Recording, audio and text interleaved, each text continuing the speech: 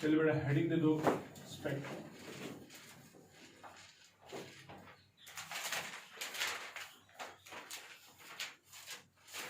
What do you mean by spectrum, शाबाश?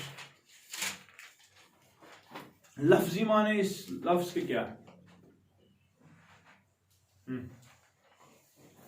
Spectrum का सुना है? बैंड। What else? बैंड किस चीज का? लाइट का। भाई क्या? वन सी देखो बेटा, spectrum in general means range of anything, किसी भी चीज का रेंज हो। We can have a spectrum of human colour, skin colour, बहुत सारा रेंज है, from mulatto to dark brown, 64 phenotypes पढ़े। We can have a range of political opinions, अक्ष वनान नारे तकबीर, ब्याक्ष वनान नहस ठीक छा, ब्याक्ष वनान नहस इंडिया ठीक छा। So in general, we can have a spectrum of political opinions. So spectrum generally means क्या? It means range of anything. Range of anything. ठीक है ना? Now, when we talk about spectrum in context of light या overall, तो हम देखते हैं कि spectrum जो है, it consists of the range of all the frequencies which are present in the electromagnetic radiations. ठीक है, यानी कि ऑप्टिक्स की अगर हम बात करें, ऑप्टिक्स में जब हम इसी स्पेक्ट्रम को इस्तेमाल करेंगे, we'll talk about range of शाबाश of all the frequencies which are present in electromagnetic radiations. ठीक है ना? लेकिन बेटा इसके बाद ऑप्टिक्स का एक हिस्सा है, इलेक्ट्रोमैग्नेटिक रेडिएशंस का एक हिस्सा है जिसको हम विजिबल स्पेक्ट्रम कहते हैं। क्या सुना? तो विजिबल स्पेक्ट्रम में क्या आता है? शाबाश, ये रेंज होगा उन सारी फ्रीक्वेंसीज का जिनकी वेवलेंथ, जिनकी ranges between 390 nanometres to 700 nanometres. ये वो वाला रेंज है जिसकी जितनी भी फ्रीक्वेंसीज इस रेंज में प्रेजेंट होगी वो सब के सब विजिबल या सेंसेशन ऑफ विजन प्रोड्यूस करती है। ठीक है, सो दिस इज स्पेक्ट्रम या visible spectrum. 390 nanometres to 700 nanometre के सारे कुछ ज्यादा wavelength of that of red, and 390 करीब करीब वायलेट से स्टार्ट होगा। ठीक है कि नहीं? ओके। इसके बाद बेटा अगर हम देखें स्पेक्ट्रम जो है, it can be classified. Now spectrum can be classified in two ways. One of the ways of classification of spectrum as emission spectrum and absorption spectrum. ठीक है? Emission spectrum की बात करें, इशू दो कुछ, it's of two types. One is a discontinuous spectrum,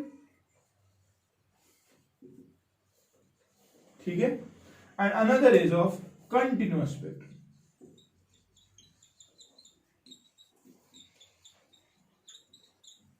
ठीक है, discontinuous spectrum जो है बेटा ये further two types का है. We can have a line spectrum or we can have a band spectrum.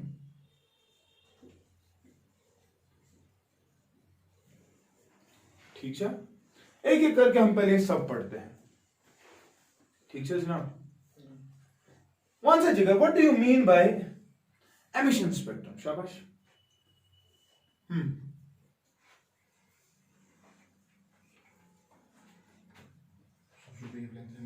हाँ शाबाश बेटा, इसमें वो वाला रेंज ऑफ इलेक्ट्रोमैग्नेटिक रेडिएशंस आएगा। ठीक, मगर मेहरबानी करें, ये सब के सब विजिबल स्पेक्ट्रम के पार्ट है, therefore you are able to see it. तो एमिशन स्पेक्ट्रम में वो वाला रेंज हमें मिलता है, a set of those radiations which are emitted. Why? Because an atom is making transitions from higher energy states to lower energy states, and in the process losing energy, which gets converted into the visible part of the spectrum. समझ रहे हो कि नहीं? So लिखिए आप emission spectrum. It is a set of all the radiations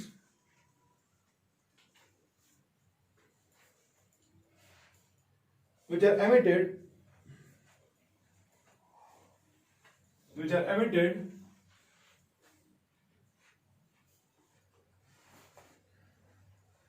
at a particular temperature. It is very important. आपने Stefan's law पढ़ा होगा पिछले साल 11th में, आपने वीन्स लॉ ऑफ डिस्प्लेसमेंट पढ़ा होगा, वो सब लॉज में आपने देखा होगा, या किरचॉफ्स लॉ ऑफ इनकैंडेसेंस आपने पढ़ा होगा. बेटा आप किसी चीज को हीट करोगे up to incandescence, then it emits all the radiations back जो इसने एब्जॉर्ब की थी लोअर टेम्परेचर पे. सो रिमेंबर बच्चों, कयामत की तो किस पढ़कर खुदा सब सारनी पढ़ना ये बदल की पढ़े सो he will be heating the persons to incandescence. कब तक? जब तक everything will be expelled out. Otherwise उसने lower temperature उनके शुरू बीम टूटा बासा इंसान क्या मुझे उनके absorb करा, सॉरी समझिए तरह. लेकिन at the time of incandescence या on the doomsday what is going to happen, he will be heating us to incandescence and everything will be expelled out. समझ गए कि नहीं? So emission always takes place at higher temperatures. ठीक है, lower temperatures पे क्या होता है? Absorption. ठीक है, a black body is the best emitter but at higher temperatures. समझ रहे हो क्या लिखा आपने? It consists of set of radiations which are emitted at a particular temperature because an element is making an atom is making transitions from higher energy states to lower energy states. Clear है?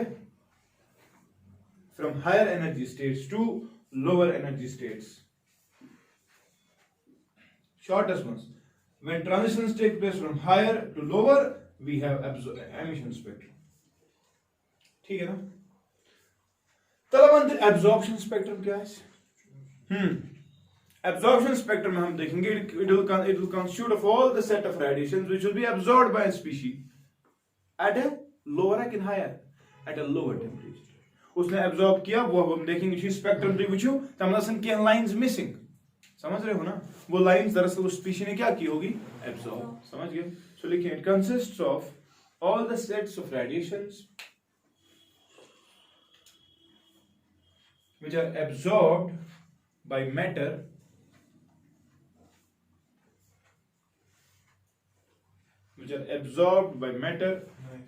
It consists of all the sets of radiations which are absorbed by matter at lower temperature. ठीक है ना? When radiations are made incident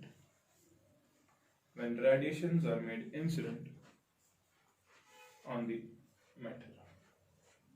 ठीक,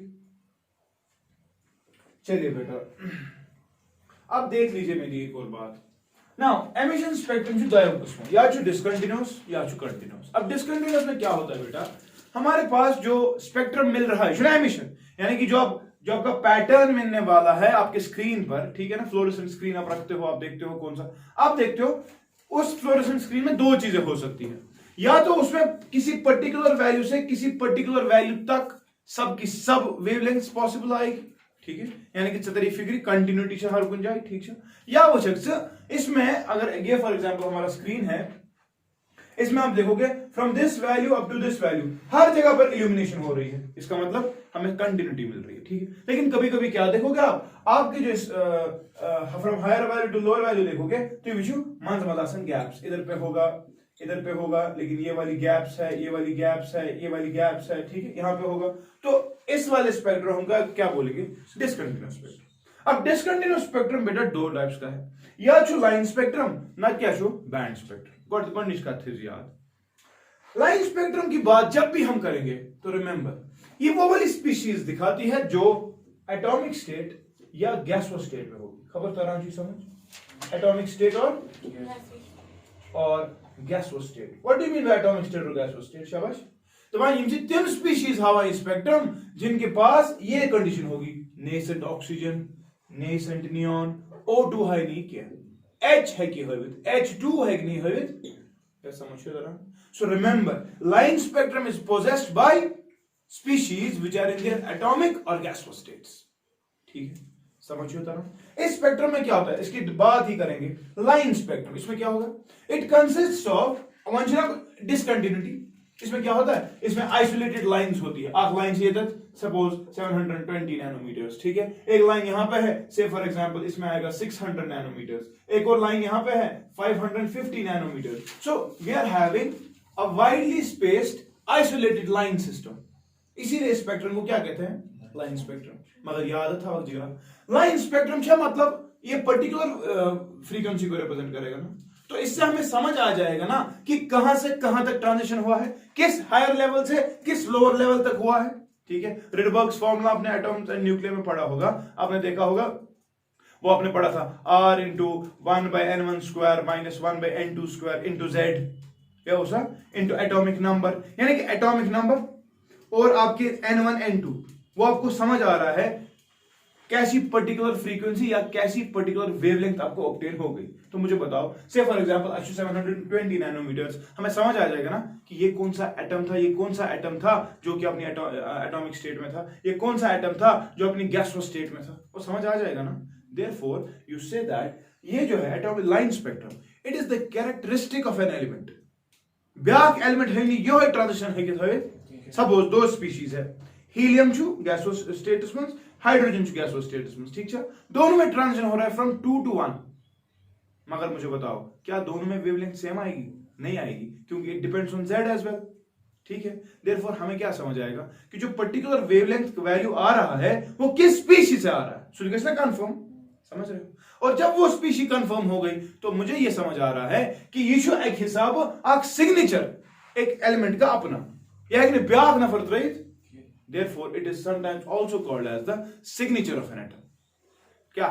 Line spectrum is sometimes also called as the signature of an atom. Why? Because every atom has its own characteristic value of the line spectrum. ठीक है? क्योंकि ये जो transition हो रहा है from suppose N2 to N1 बहुत सारी स्पीशीज में होगा, लेकिन हाइड्रोजन का ये अलग होगा, हीलियम का ये अलग होगा, नेसेंट ऑक्सीजन का ये अलग होगा, समझ तरह है ना। तो therefore what we see that it is the representative, it we can just calculate कि किस atomic species से आया था, ये transition possible हुआ था। Therefore we call this spectrum as signature of an atom, or sometimes it's also called as atomic spectrum. क्या सुना? So line spectrum is also called as atomic spectrum, or it is also called as signature of an atom. समझ तो रहा कि ना, बगैर भी repeat करें, हाँ समझ आ गया क्या कह रहा हूं मैं। लाइन स्पेक्ट्रम में आइसोलेटेड लाइंस होगी, वाइडली स्पेस्ड होगी, तो डिसकंटिन्यूटी आ गई। अब लाइंस क्या रिप्रेजेंट कर रही है, एक पर्टिकुलर फ्रीक्वेंसी, वो पर्टिकुलर फ्रीक्वेंसी एक पर्टिकुलर स्पीशी की हो सकती है, दो स्पीशीज की सेम फ्रीक्वेंसी नहीं हो सकती। क्यों? क्योंकि N2 से N1 अगर ट्रांजिशन हो रहा है, ट्रांजिशन ऑल्सो डिपेंड्स, जो आपको वेवलेंथ वहां से ऑब्टेन हो जाएगी, that also depends on Z। अब हर किसी एलिमेंट का Z तो डिफरेंट है, therefore we'll have a characteristic value of the frequency and that will be representing a particular element. समझ गए? जरा लिखो। Line spectrum is obtained when substance is in its atomic or gaseous state.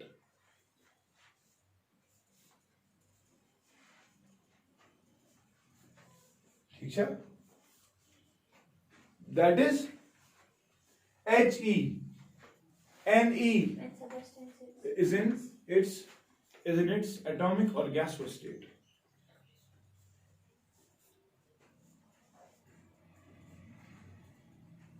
ठीक है। दूसरी चीज that is क्या है, या इसकी हीलियम, या इसकी नियॉन, या इस ऑक्सीजन, या इसने O2 के, या इसने H2 के, ठीक है ना। It represents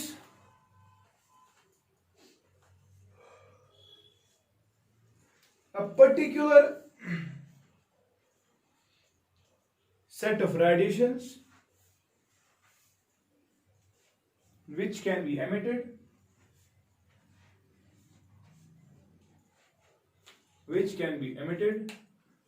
by a particular species only,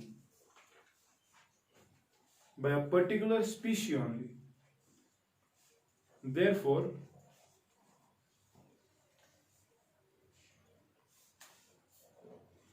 it is also called as signature of an atom.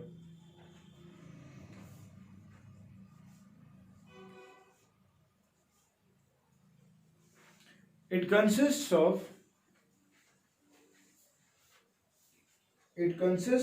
शाबाश, क्या मैंने कहा, widely spaced isolated lines.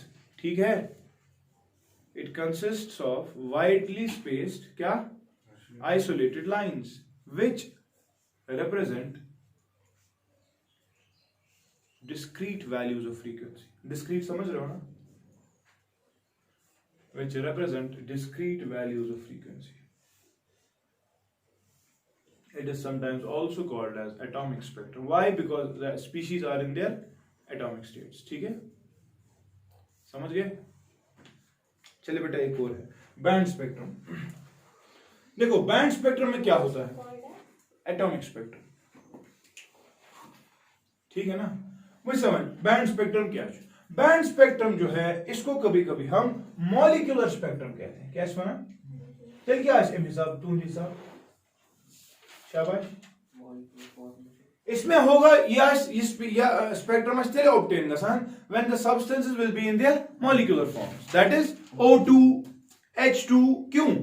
तो ये स्पेक्ट्रम तब ऑब्टेन होता है जब आपकी वाइब्रेशनल और रोटेशनल एनर्जीज जो है वो जो O2 जो नहीं पढ़, तो आपने डिग्रीज ऑफ फ्रीडम पढ़ा होगा कुछ, इसमें हमने देखा इसमें वाइब्रेशनल है, इसमें रोटेशनल है. ठीक है, ये एनर्जीज जो है जब ये भी एमिट हो जाती है, ठीक है, वाइब्रेशनल रोटेशनल एनर्जीज या कोई और एनर्जी भी होगी, वो अगर ट्रांसलेशनल तो अब इसमें रही नहीं. ठीक है, तो क्या हो गया कि ओवरऑल हमने देखा कि अगर वाइब्रेशनल रोटेशनल एनर्जीज एमिट हो रही है, मॉलिक्यूलर स्टेट में एक सब्सटेंस है, हमने देखा कि स्पेक्ट्रम ऑब्टेन जो था band spectrum.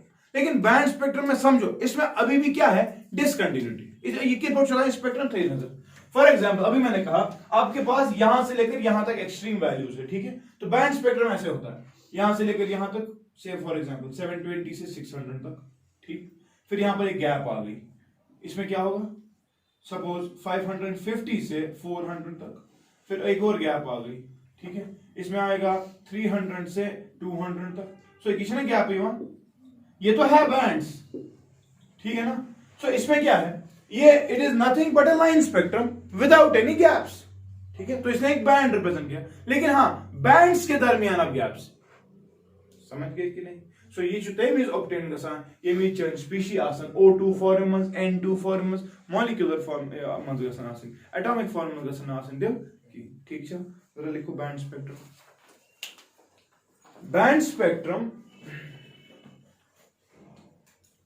is obtained when substances are in their molecular states, yeah, molecular forms.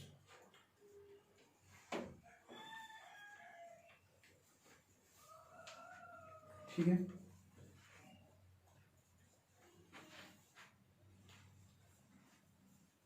therefore it is also called as molecular spectrum. Therefore it is also called as molecular spectrum. ठीक है, समझ गए कि नहीं? ठीक, it is the line spectrum without any gaps. It is the line spectrum without any gaps. It is obtained due to radiation of, it is obtained due to radiation of rotational,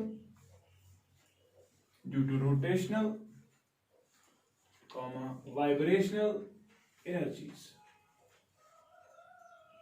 या समझ तो रहा, doubt मत हो कंस. पक्ष जिगर वहां से कंटिन्यूस स्पेक्ट्रम क्या है, that is between the two extremes all the possible frequencies exist, all the possible wavelengths exist. ठीक है, best example of continuous spectrum क्या होगी फिर? ना ना ना विब क्या है, बी क्या बुझमा कुछ आज प्रोड्यूस करा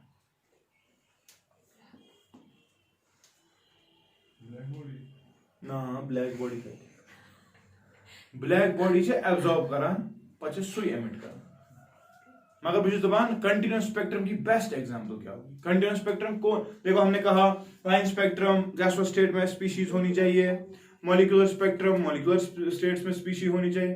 कंटिन्यूअस स्पेक्ट्रम की बेस्ट है। कौन सी स्पीशी दुनिया में ऐसी है जो, हाँ ना जिगर, sun is the best example. ने चुन किया सूरज is the best example of continuous, क्योंकि इसमें सब कुछ अच्छी इलेक्ट्रोमैग्नेटिक वेव का कंसेप्ट लाते, लेकिन लाते कहां से है? सन से ही। Sun acts as the source. ठीक है, ठीक है कितना। So remember sun possesses continuous spectrum, मगर ये आइडियल का है। आइडियली सन का स्पेक्ट्रम भी कंटिन्यूअस नहीं है। अभी बताऊंगा क्यों।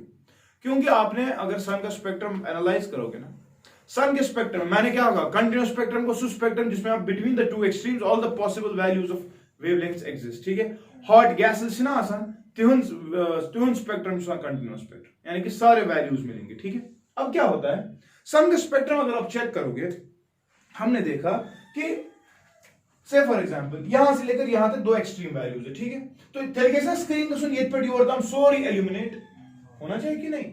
हमने देखा कि सन के स्पेक्ट्रम में भी बेटा कुछ ऐसी जगह हैं, ठीक है, जहां पर डार्कनेस है, यानी कि जहां पर कोई चीज एब्सेंट है। सकार है एब्सेंट का जब कोई चीज एब्जॉर्ब की होगी फिर सन, यानी कि सन ने सारा इमिट। हमने देखा कि सन के जो बाहर वाले लेयर्स है, कोरोनोस्फीयर छु, क्रोमोस्फीयर छु, फोटोस्फीयर छु, लेयर है सन। ठीक है, उन लेयर्स में क्या है, टेम्परेचर छु कम। टेम्परेचर क्या है, एमिशन कार सन एट हायर टेम्परेचर्स, लेकिन बेटा बाहर वाली लेयर्स का टेम्परेचर क्या है, कम है। कितना है, 4000 डिग्री सेल्सियस। ठीक है, मगर चूंकि काम with respect to the inner core, समझ रहे हो कि नहीं, जिसकी वजह से हमने ये देखा कि वो लेयर्स कुछ चीजें एब्जॉर्ब कर लेती है। समझ रहे हो, मगर ये lines missing. These lines are called as Fraunhofer lines. क्या कहते हैं? एंड रिमेंबर, अगर सन का स्पेक्ट्रम सच में आप एनालाइज करोगे, there are approximately 700 such lines which are representing. You give me examples then. Fraunhofer lines,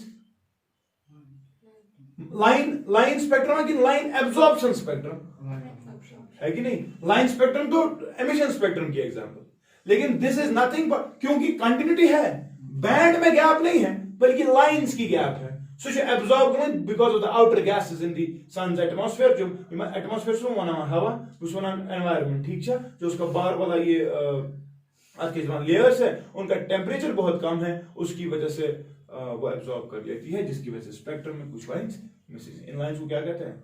Fraunhofer lines. ठीक है, कच्छ टोटल करीब साथ है। ठीक है, देखिए continuous spectrum between the two limits all the lines will exist.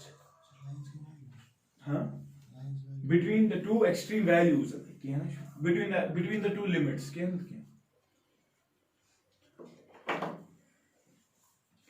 A wide range of unseparated wavelengths exist. Between the two limits, between the two extremes, a wide range of unseparated wavelengths exist. ठीक है? Full stop. Sun has continuous spectrum. Dense hot gases have continuous spectrum. Dense hot gas, sun has continuous spectrum. Dense hot gases have continuous spectrum. ठीक है ना? मगर इसे जब बन गए पानी खतर लेके Fraunhofer lines, ideally it is not possible. अच्छा, अगर मैं तो मानो इस पर गैसेस का तो हमने कहा, स्पीशीज का तो हमने कहा, ये जो है कंटिन्यूअस स्पेक्ट्रम ये किसी सॉलिड चीज का हो सकता है। ठीक है, वो गैसेस का हमने देखा, ये सॉलिड्स का होता है continuous spectrum. Solids have continuous spectrum. One से जिगर, मुझे बताओ, हमने अब कहा कि विजिबल स्पेक्ट्रम है, एमिशन हो रहा है, रेडिएशन हो रही है, एंड विजिबल में हमने कहा 390 नैनोमीटर टू 700 नैनोमीटर। उसके लिए आप इलेक्ट्रोमैग्नेटिक वेव्स पढ़ लेना, और मैं उस दिन भी कहा था आप स्पेक्ट्रम प्लीज एनालाइज कीजिए कि स्पेक्ट्रम कहां से कहां तक स्टार्ट होता है, फ्रीक्वेंसीज भी और वेवलेंथ्स भी। ठीक है, और में आकर अगर हमें विजिबल स्पेक्ट्रम को देखना विजिबल स्पेक्ट्रम में तो अच्छु विब गया कुछ यार बेकिन विब गया देखो हाउ डू वी सी विब गया शाबाश we have to use a prism because it is a dispersion instrument but remember इस विजिबल स्पेक्ट्रम को प्रिज्म की बुनियाद पर आपने प्रिज्म किस तरह से इस्तेमाल किया अगेन क्लासिफाई कर सकते हो ये क्लासिफिकेशन तरह समझ इसमें क्या कहता है एमिशन और एब्जॉर्प्शन ठीक है ना लेकिन एक और क्लासिफिकेशन है विजिबल स्पेक्ट्रम की it is pure spectrum and impure spectrum This is the second class. Pure spectrum का शाबाश वेवगाइड दिखेगा दोनों में मगर मसला है बेटा प्योर स्पेक्ट्रम में जितने भी कलर्स है दे विल बी डिस्टिंक्ट ठीक है डिस्टिंक्ट होने के साथ साथ they will never be overlapping with each other यानी कि एशियन क्लियर आती उनकी इंटेंसिटी बड़ी अच्छी होगी हम बड़ा क्लियरली आइडेंटिफाई कर सकते हैं कहां से कहां तक आपका रेड है कहां से कहां तक आपका ग्रीन है कहां से कहां तक आपका ऑरेंज है समझ तरह सो यहां पर विजिबल स्पेक्ट्रम अगर प्योर होगा तो क्या स्टार्ट फॉर द कंडीशन शाबाश the colours will be clear and distinct ठीक है लेकिन in case of impure spectrum what happens जब आपने स्पेक्ट्रम ऑब्टेन किया तो कुछान आपके दो एक्सट्रीम पॉइंट्स यानी कि कॉर्नर्स वायलेट से और रेड पे जो खत्म हो रहे हैं वो नजर आ रहे हैं मानस से सिर्फ क्या ओवरलैपिंग ठीक है यहां पर क्या हो रही होती है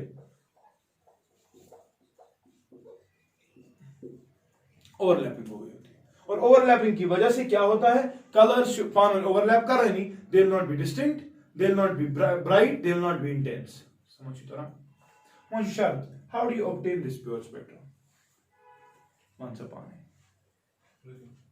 हाँ दोनों तो प्रिज्म से ही हो गए लेकिन अगर आपको प्योर स्पेक्ट्रम चाहते हो तो मुझे बताओ what is the possible criteria for obtaining this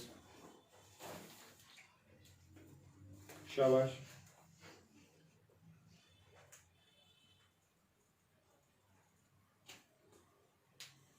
spectrum की पर ऑब्टेन करा remember there is an instrument called a spectrometer परसों हमने स्पेक्टो पढ़ा था मिनिमम डेविएशन के लिए पता है स्पेक्टो मैंने उसका there is one more instrument called a spectrometer उसमें एक प्रिज्म होता है एक टेबल हम इस्तेमाल करते हैं और एक कॉलीमेटर होता है ट्यूब सो क्या करा सो जगह फोकस करित लाइट प्रिज्मस पे पत कर प्रिज्म क्या डिस्पर्शन ठीक है हमने देखा कि if you are obtaining this pure spectrum two condition must be satisfied one that your prism must be very stable in a very horizontal position on the table जिस टेबल पे आप इसको रख रहे हो जो टेबल इस टेबल पे आप प्रिज्म रख रहे हैं ना सो कैसे उसमें बड़ा आस्पेक्ट सिमेट्रिकली प्लेस्ड ठीक है सब एक साइड हो एक साइड वो ठीक दूसरी चीज prism must be placed in minimum deviation position minimum deviation से पता कार उसका सर जरा मैंने कहा था मिनिमम डेविएशन जब होती है तब शाबाश ये refracted ray it is parallel to the base of the prism और मैंने कहा था I is equal to E R1 is equal to R2 वो सब मुमकिन ना या the refracted ray is parallel to the base so minimum deviation situation में आपको जो डिस्पर्शन के बाद स्पेक्ट्रम मिलने वाला है दैट इज प्योर स्पेक्ट्रम ठीक है और देखिए criteria for obtaining pure spectrum Number first, prism must be horizontally placed and that too in a minimum deviation position.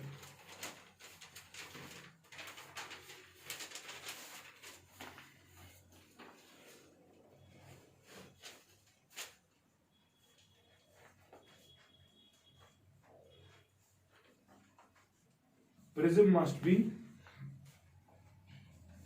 horizontally placed on prism table and that too in minimum deviation condition ठीक है ना दूसरा point the source जो आप source इस्तेमाल कर रहे हो किसके लिए ऐसा से डिस्पर्शन करेंगे that source must be narrow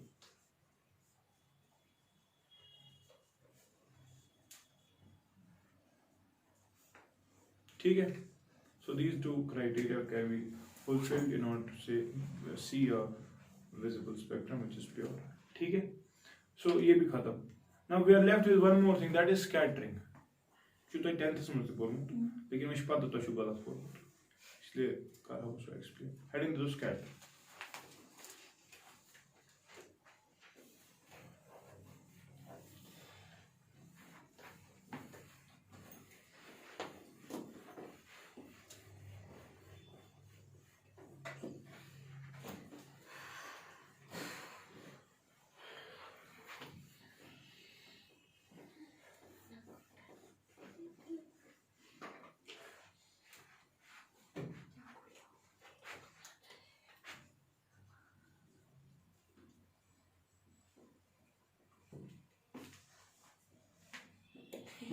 what is scatter scatter होना क्या स्कैटर होना कैसे होती है scatter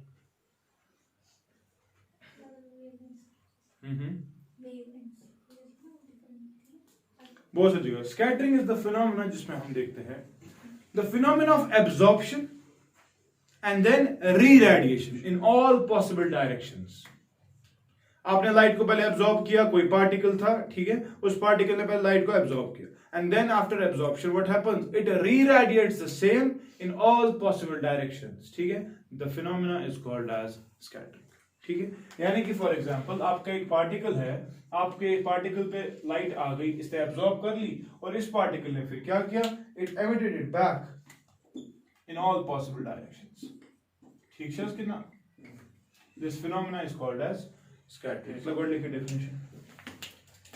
The phenomena of absorption and re-radiation. The phenomena of absorption and re-radiation of light in all possible directions. In all possible directions.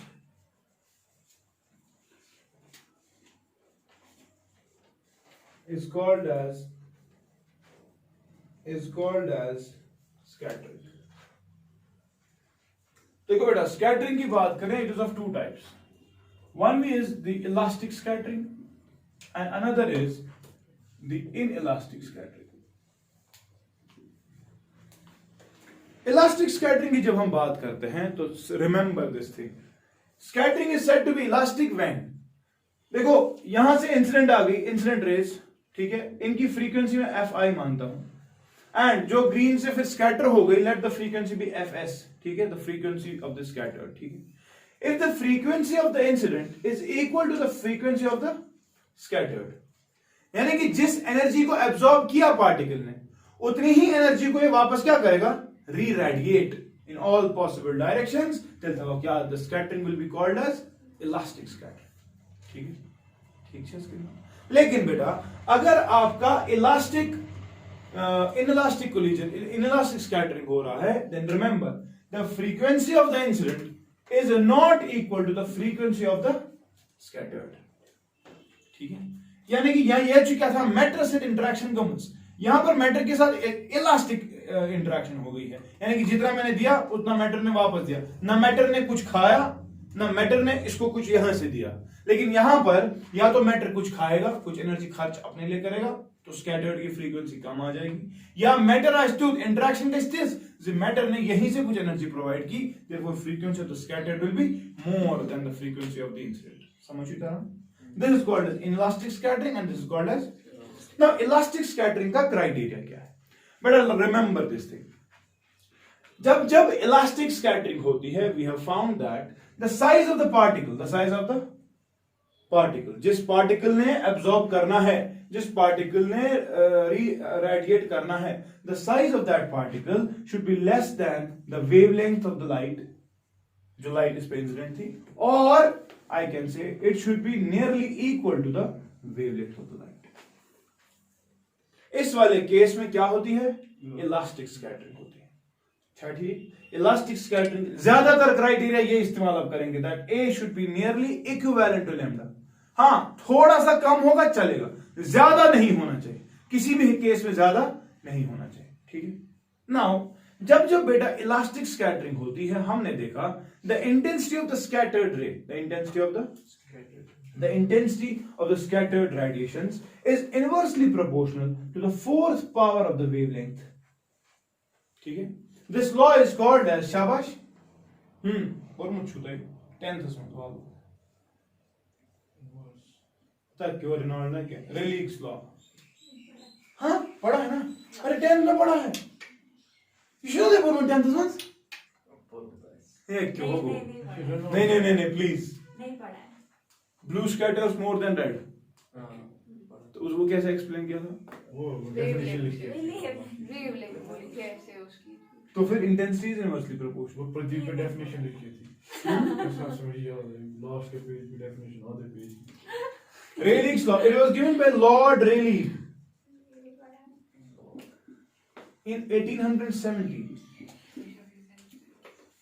ये instruction जो law मगर this law is valid only for elastic scattering elastic scattering के लिए criteria मैं आपको कह रहा हूं the size of the particle should be nearly equivalent to the wavelength of the light इसने कहा कि भाई जो इंटेंसिटी पर स्कैटर का किस कलर की ज्यादा स्कैटरिंग होगी किस कलर की कम स्कैटरिंग होगी it depends inversely on the fourth power of the wavelength that is if your wavelength is more scattering will be less that is this is the reason that red scatters less and blue scatters more 16 times के स्तर ज्यादा scatter क्योंकि wavelength एक हिसाब से इनकी double है red is twice that of blue ठीक है 2 raised by 4 गुना 16 सो 16 टाइम्स हो जाएगा ब्लू ज्यादा scatter as compare to what red I mean सुना डेंजर सिग्नल्स क्या होते हैं रेड क्यों आप चाहते हो कि वो स्कैटर हो नहीं आप चाहते हो स्ट्रेट लाइन में पहले डेंजर को इत्तला मिल जाए या एम्बुलेंस के वो कलर्स वो क्यों होता है क्यों दबा सायरन ना चला पागांच पे बज छा वो वजली आसान अच्छा एमी इथे पर डेंजर सिग्नल्स होते हैं इधर पर शुद्ध विचार यहाँ ये the stop signal is red why because दूर से दिखना चाहिए कि नहीं तेमी भी आते पास वशो क्या है हाँ मुबारकत है दी जनाज तो अच्छा व्हाई स्काई ब्लू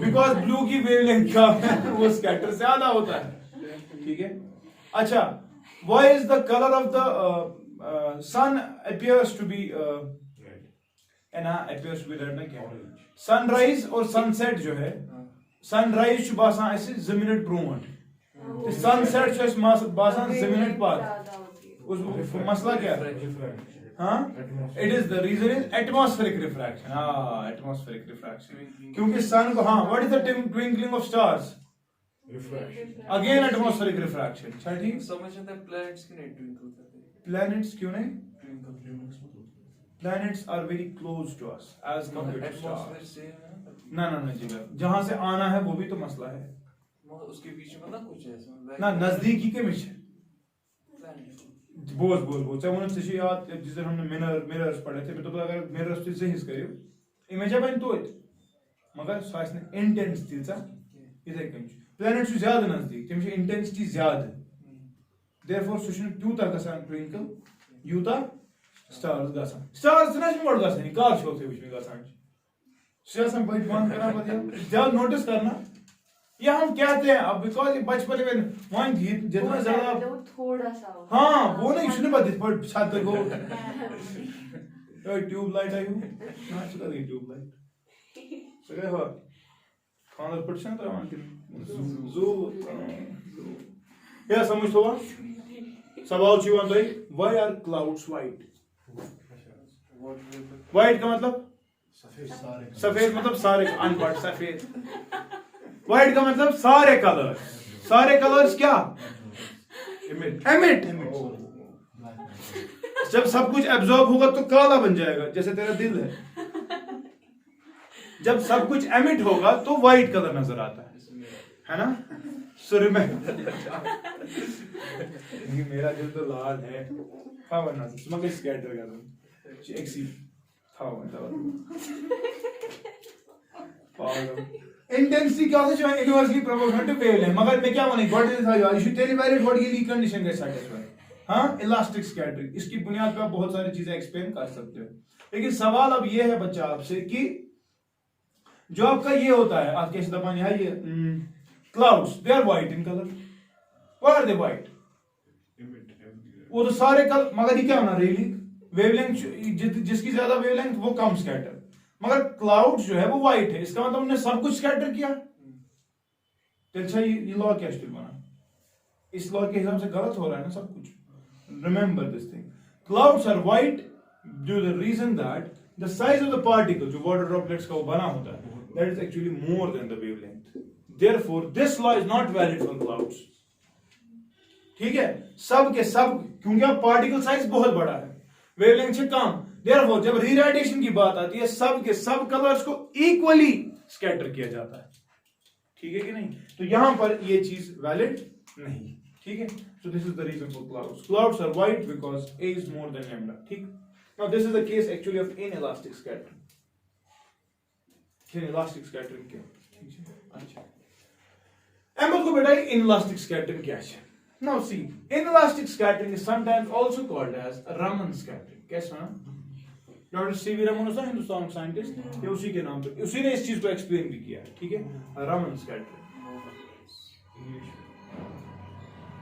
ठीक है ना?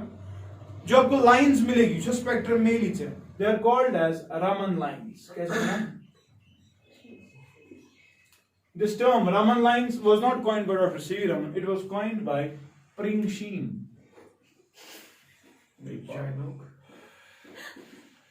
ठीक है. वैसे inelastic scattering क्या है? वही बोलना है. फ्रीक्वेंसी ऑफ इंसिडेंट और अगर फ्रीक्वेंसी ऑफ स्कैटर्ड सेम है, ठीक है, यानी कि इंटरेक्शन मैटर के साथ ऐसी थी कि कुछ भी लूज ना हो ना कुछ गेन हो. ठीक. लेकिन बेटा अगर लूज या गेन की बात हुई, तो क्या चीज बना? Inelastic scatter. इसमें क्या होता है समझ लो मेरी बात.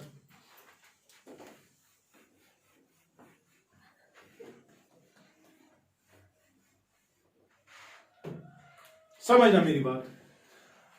आपका मैटर ये है, आपने इंसिडेंट रे लगा दी जिसकी फ्रीक्वेंसी क्या थी? Fi. ठीक है. अब दो बातें हो सकती है सनम तेरे इनकार की, क्योंकि इनकार है ना यहां पे. Fi is not equal to Fs. समझ रहे हो? यानी इस योर द्राव दैट इज Fs. वंशनी बराबर की दो ही बातें हो सकती है. क्या क्या हो सकता है? या तो शाबाश Fi ज्यादा है Fs से, या तो Fi शाबाश लेस है Fs से. यही तो हो सकती है ना. एम्बोरेमा, या तो मेरा प्यार झूठा है या तो तेरा दिमाग खराब है. मैं मुझती आपको गसान क्या. First case, say for example, I'm going for the first case, that the frequency of the scatter, the frequency of the is more than the frequency of the incident. समझ में इनका एवं मतलब क्या उसको? एवं मतलब को फ्रीक्वेंसी जो इसकी है वो ज्यादा है. इसका मतलब मैटर ने यहीं से प्रोवाइड की है, इंटरेक्शन हुई है ना, एनर्जी जो इंसिडेंट गई उससे ज्यादा एनर्जी है आउटकम की, है कि नहीं?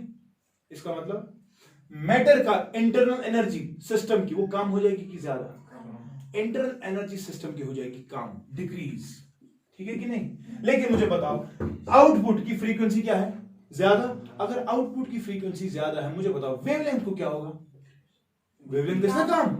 तो there is an inverse relationship. तो मुझे बताओ frequency of scattered is more than frequency of incident, which implies wavelength of scattered will be less as compared to wavelength of incident. होगा कि नहीं? ये होगा ना.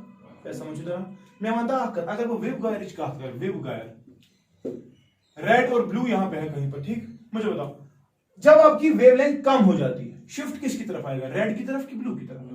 This is called as blue shift. क्या सुना? ब्लू शिफ्ट का मतलब जब जब ब्लू शिफ्ट होगा, याद रखना सिस्टम की इंटरनल एनर्जी होगी कम एंड स्कैटर्ड की फ्रीक्वेंसी होगी ज्यादा, या उसकी वेवलेंथ क्या हो जाती होगी? This is called as anti Raman Stokes scattering. क्या सुना? Anti Raman Stokes scattering. तेरे क्या रमन स्कैटरिंग तरबन पाने की. शाबाश. हाँ बेटा बताओ. आपके पास मैटर है, आपने इंसिडेंट लगा दी Fi, आपको मिला क्या? Fs. समझो जरा. मगर पूछे जरा Fi is more then Fs. इसका क्या होगा? फ्रीक्वेंसी पहले ही ज्यादा है, बाद में कम है. इसका मतलब एनर्जी करा सिस्टम ने एब्जॉर्ब किन सिस्टम कर लूज.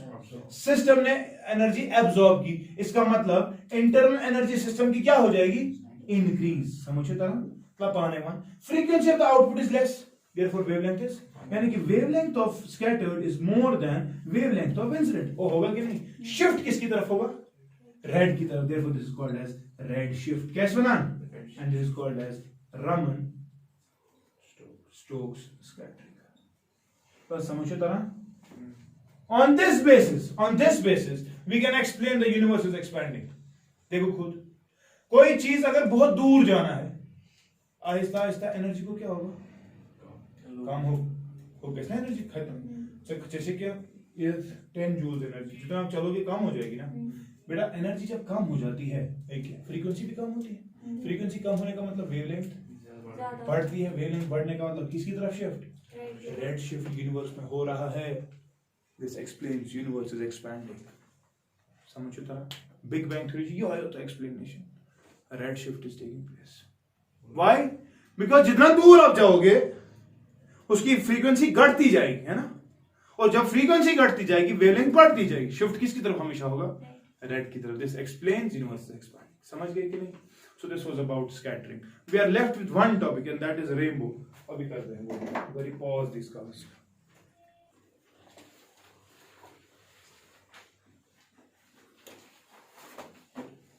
कश्मीरी में रेनबो को क्या कहते हैं? मुझे पता है वो कोई कश्मीरी गाना था मुझे बाबा सुना था. एक मिनट मुझे पता है. मानो रेनपुश नहीं रामरम बलिंग बूम. नाउ रेनबो जो है इसके लिए एक प्री रिक्विजिट है. जब भी आपको रेनबो देखना हो तो प्री रिक्विजिट है वो ये कि observer must have sun behind him. अगर ये ऑब्जर्वर है सूरज बेटा यहां होना चाहिए तब जाकर रेनबो यहां दिखेगा. समझो तो ना. सो पहली कंडीशन रेनबो देखने के लिए ये है कि ऑब्जर्वर मस्ट बी मतलब sun must be behind the observer. ठीक है. जब रेनबो की बात आती है तो these tiny water droplets are acting as small prisms and prism of course is a dispersion instrument. Therefore you are having a spectrum of the visible range. ठीक है. अब होता क्या है? हाँ ये भी सवाल हो सकता है ये सर्कुलर क्यों आ रहा है? बिकॉज आपका जो प्रिज्म है they are the water droplets. अच्छा उनका अक्ष भी है ना सर्कुलर ही. देयरफॉर इसलिए मतलब गोलाई में आ जाता. आर्क बना बाउच से नहीं बना. ठीक है. अब रेनबो की बात करें बेटा ये दो टाइप्स का है. कितने टाइप्स का है? We have got a primary rainbow. We have got a secondary rainbow. Rainbow जो हमें ज बना पता नहीं आपने दोनों नोटिस किए होंगे कि एक लाइट होता है. हाँ देखो प्राइमरी रेनबो की बात करें. Primary rainbow is banan when light is incident on the water droplet undergoes refraction and one total internal reflection. क्या ये कैसे from denser to rarer water to air. denser to rarer क्या guys? TIR guys ना. Because when the angle is more than the critical, it comes back and another refraction here. यानी कि primary rainbow बेटा तब बनता है जब दो हो जाती है रिफ्रैक्शंस और एक हो जाती है टोटल इंटरनल रिफ्लेक्शन. समझो तरह. लेकिन सेकेंडरी रेनबो की बात करें तो सेकेंडरी रेनबो तब बनता है जब लाइट पड़ी, एक बार रिफ्रैक्शन हुई, टीआईआर हुआ, एक और टीआईआर हुआ और फिर जाकर रिफ्रैक्शन यहां. समझो तरह. यानी कि दो रिफ्रैक्शंस, दो टोटल इंटरनल रिफ्लेक्शंस. ठीक है. प्राइमरी रेनबो जो होता है it is on the inner side और सेकेंडरी रेनबो जो होता है it is on the outer side. ठीक है. मतलब ये पूछो अगर वो यहां से एक बंदा देखेगा ना रेनबो को, ये रेनबो जो है this will be the primary one, लेकिन ऊपर एक और रेनबो होगा सुका स्वासी सेकेंडरी. वहां की बड़ी नहीं माथी. जब बंदा यहां पे होगा इसको जब देखना है प्राइमरी को देखने के लिए जो एंगल आएगा, एंगुलर स्प्रेड आएगा, that lies between 41 degrees to 43 degrees. ठीक है. मतलब ये पटी और काम शुरू होगा. लेकिन अगर इसको देखना है क्या सेकेंडरी रेनबो जैसे इस गर्दन को पूर थोड़ 51 टू 53 डिग्रीज. समझ रहे हो? ठीक है. प्राइमरी रेनबो को देखें तो अंदर वाले साइड से यहां वाले नीचे वाला साइड इनर साइड जो है वहां से ब्लू होता है. ब्लू मतलब वायलेट. आउटर साइड जो है दैट इज रेड. लेकिन जब सेकेंडरी रेनबो को देखोगे उसका इनर साइड होता है ब्लू सॉरी रेड और आउटर साइड होता है ब्लू. उल्टे. यानी कि on the inner side it runs from blue to red. Blue on the inner, red on the outer. मगर this runs from red to blue. ठीक है. प्राइमरी रेनबो जो होता है बेटा, it is more intense, the colours are more bright and they are distinct. क्या? Intense, bright and colours are distinct. लेकिन यहां पर ऐसा कुछ नहीं. सेकेंडरी रेनबो में आप देखोगे इट इज ओवरलैप्ड. इंटेंसिटी उतनी ज्यादा भी, कलर्स उतने डिस्टिंक्ट नहीं. यहां पर वो गड़बड़ है. ठीक है.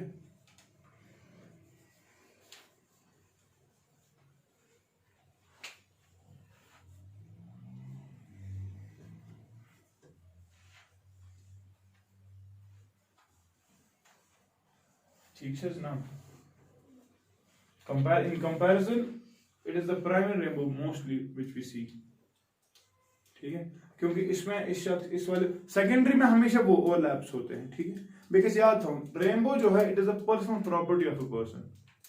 Everyone sees its his own rainbow. दो बंदे एक ही जगह पे खड़ा होकर भी सेम रेनबो नहीं देखते. क्यों? क्या? ना because the water droplets which are acting as prisms, वो दो बंदों के लिए कभी सेम नहीं होंगे. ठीक है.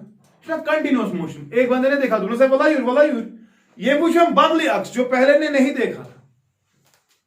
समझ रहे हो? सन पीछे रहना चाहिए, ऑब्जर्वर के सामने रेनबो बनेगा. ठीक है. So effectively these are the two types of rainbows जो आप देखते हैं. ठीक. With this I stop here.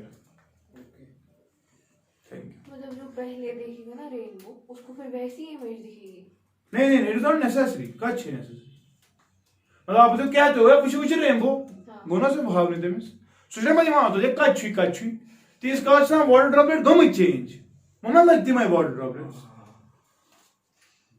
हकीर हवा शुरू की.